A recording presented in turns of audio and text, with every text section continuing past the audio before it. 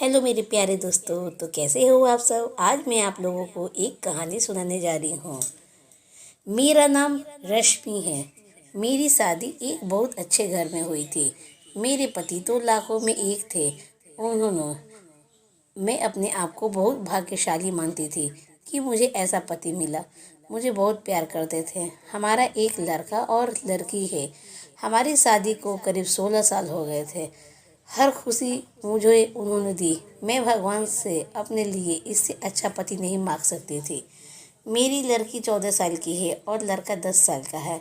पति का कारोबार भी बहुत अच्छा चल रहा है। हमारे कपड़े की दुकान है जिससे अच्छी खासी कमाई हो जाती थी। कृपया मेरे चैनल को सब्सक्राइब कीजिए।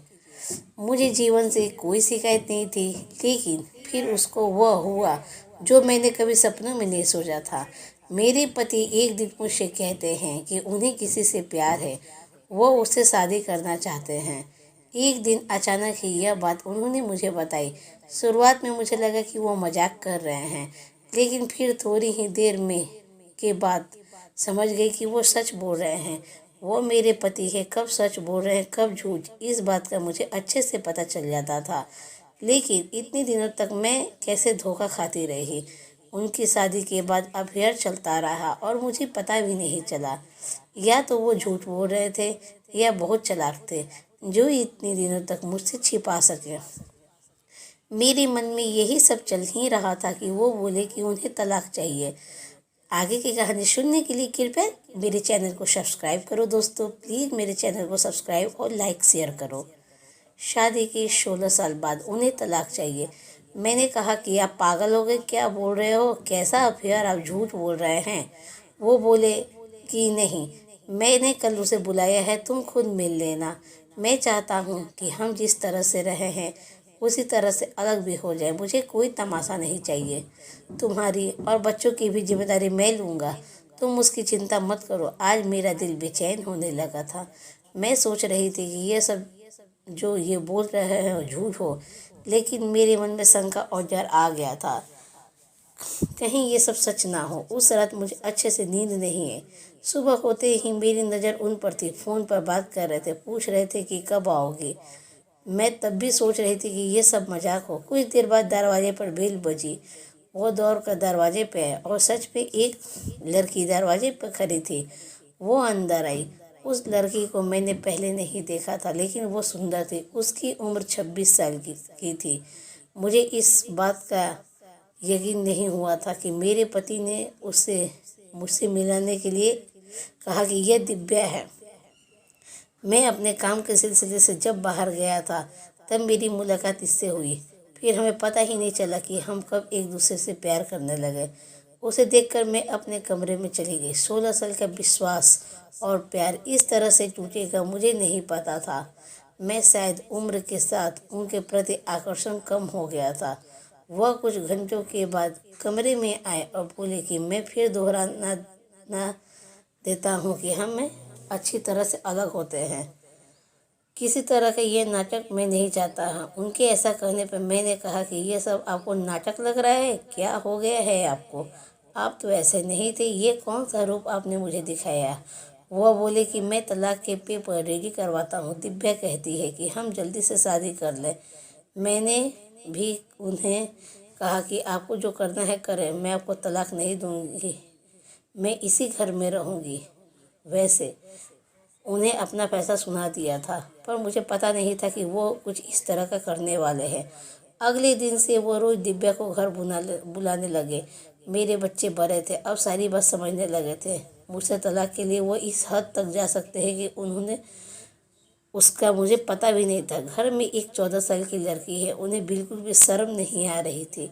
बच्चों से बात करना भी उन्होंने बंद कर दिया था। बच्चे भी उनके पापा का यह रूप देखकर दुखी थे। एक दिन वो दिव्या के साथ हॉल में बैठे थे।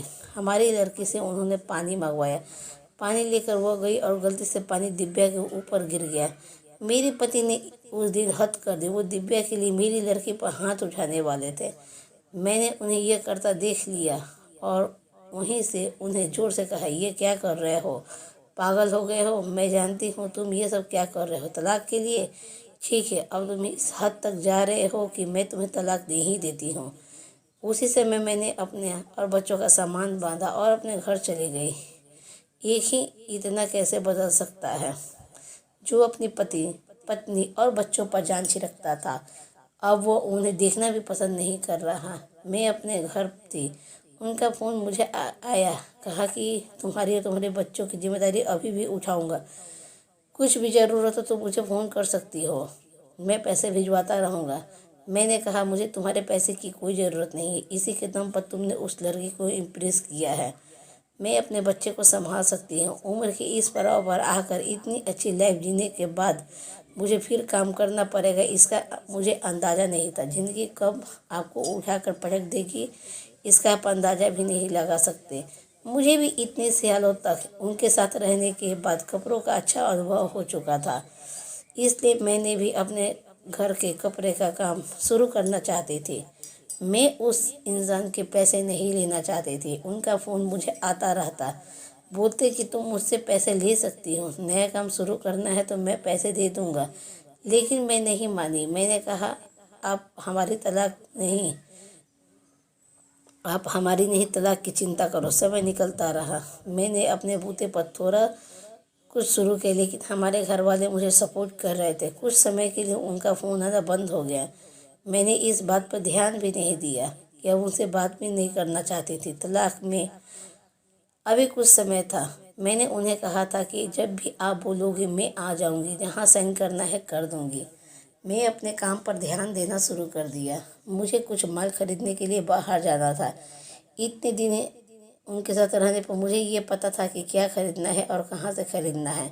उनका ये अनुभव मेरा काम आया। मैं उस शहर माल खरीदने के लिए गई। मैं वहाँ पहुँचकर उस दुकान से माल खरीद ही रही थी कि मुझे वहाँ दिव्या दिखाई दी। वो वहाँ किसी और के साथ थी, हाथ पकड़े हुए। मुझे देख के साफ पता चल गया कि अब वो इस लड़के के साथ है। मन ही मन मुझे खुशी हुई कि आखिर पति ने धोखा खाया। उन्होंने इस लड़की के लिए हमें छोड़ा था, जो कि अब और किसी और के साथ है। फिर मैंने मन सोचा कि अब किसी और को मैं धोखा नहीं खाने दूंगी, इसलिए मैंने उनका पीछा किया। वह एक ओपन रेस्टोरेंट में गए। जाकर उन दोनों ने सामने बैठ गई। मुझे देखकर उसके होश उड़ गए। वो उठकर जाना चाहती थी, लेकिन मैंने उसका हाथ पकड़ा। मैंने उस लड़की का सच लड़के को बताना शुरू कर दिया। मैंने सोचा था कि उसे सच बताकर उसके आंखें खोल दूंगी, लेकिन कुछ और ही हुआ।